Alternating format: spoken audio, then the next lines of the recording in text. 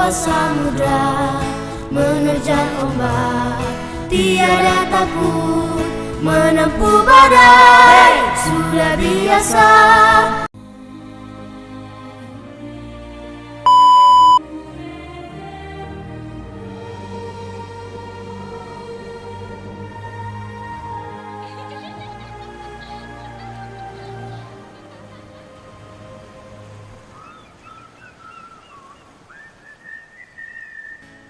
Nenek moyangku seorang pelaut, gemar mengarung luas samudra, menerjang ombak, tiada takut menempuh badai, sudah biasa.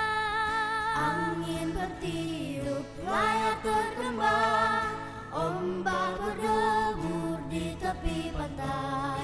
Pemuda berani bangkit sekarang, ke laut kita beramai-ramai.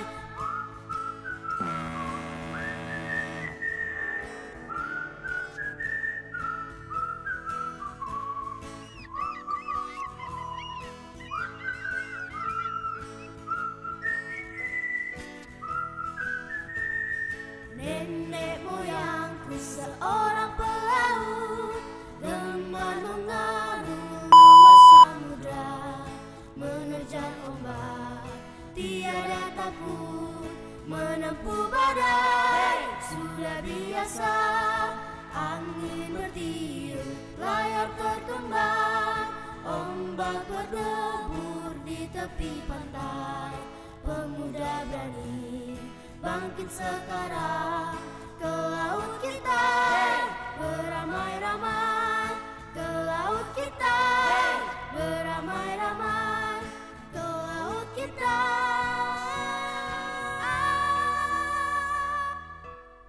beramai-ramai. Nenek moyangku seorang pelaut, gemar mengarung luas samudra, menerjang ombak. Indonesia dikenal sebagai negara maritim dan juga negara agraris. Disebut negara maritim karena Indonesia merupakan negara kepulauan dengan komposisi 70% lautan dan 30% daratan.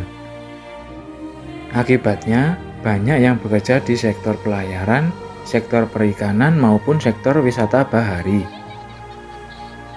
Sektor pelayaran adalah pekerjaan mengangkut barang dari pulau satu ke pulau lainnya dengan menggunakan kapal. Sektor perikanan yaitu para nelayan yang mencari ikan di laut untuk dijual. Sedangkan sektor bahari adalah kegiatan ekonomi yang ada di sekitar pantai. Beberapa kerajaan Nusantara dengan kultur peradaban maritim antara lain Kerajaan Kutai, Sriwijaya, Majapahit, Ternate, Samudra-Pasai, dan Demak. Kerajaan Sriwijaya dan Majapahit tercatat sebagai kerajaan-kerajaan Nusantara yang pada zaman keemasannya menjadi penguasa karena karakter kemaritiman yang tertanam pada masyarakat.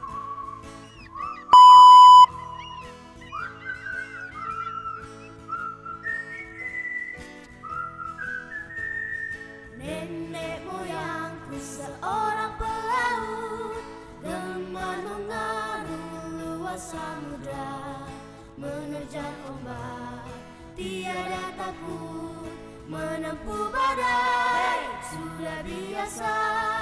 Angin bertiup, layar terkembang, ombak berdebur di tepi pantai. Pemuda apakah kehebatan Pinisi masih ada sampai sekarang?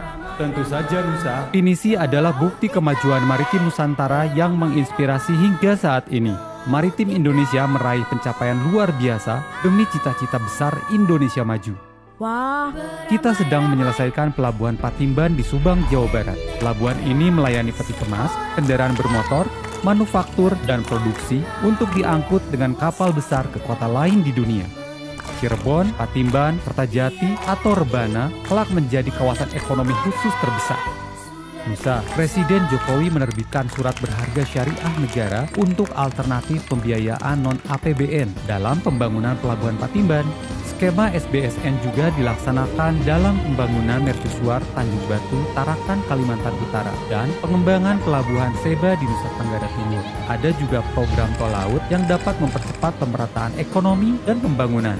Bahkan kita punya kapal khusus ternak. Wah, hebat. Sekarang sapi pun bisa mengarungi lautan ya, Pak De? Tentu saja. Kedua, dalam sistem navigasi, keselamatan dan perlindungan lingkungan maritim, Indonesia menjadi negara kepulauan pertama di dunia yang memiliki TSS. Apa itu TSS, Pak De? TSS itu bagian pemisahan alur laut atau Traffic Separation Ship. Wah, hebatnya. Pencapaian lainnya yaitu beroperasinya stasiun Special Traffic Services yang tersebar di Indonesia.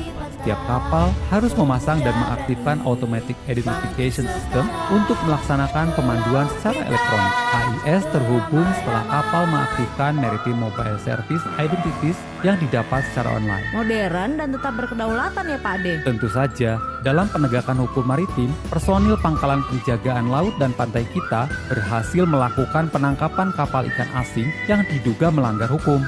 Berbekal kemandirian maritim saat ini, kita selalu optimis mampu mengembalikan kejayaan Indonesia sebagai bangsa maritim yang besar dan disegani bangsa lain di dunia. Yeay! Dengan mengoptimalkan SDM maritim yang unggul, maka akan menjadikan Indonesia maju sebagai poros maritim dunia. Wah, ada Pak Dirjen juga.